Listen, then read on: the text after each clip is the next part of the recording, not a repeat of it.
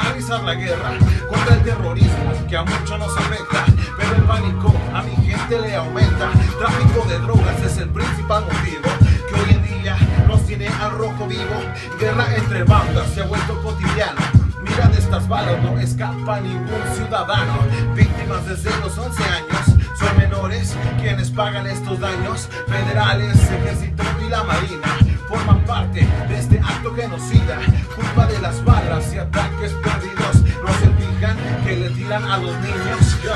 Acto a la violencia con la delincuencia. Despierta de tus ojos, usa tu conciencia. La gente quiere paz, ya no más dolencia. Mira, más que un rap es el clamor de la inocencia. Acto a la violencia con la delincuencia. Despierta de tus ojos, usa tu conciencia. La gente quiere paz, ya no más dolencia. Mira, más que un rap es el clamor de la inocencia. Cintas amarillas cubriendo la banqueta.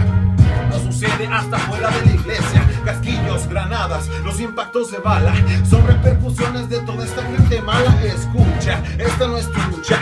Vives preocupado por balazos que se escuchan, pero entiende, de arriba se está viendo. Vivimos protegidos por la sangre del Cordero. Él es quien te ama, Él es quien te alienta, Él es quien traerá fin toda esta violencia. No vivas preocupado, buscando una salida. Acércate a Cristo, Él es tu alternativa.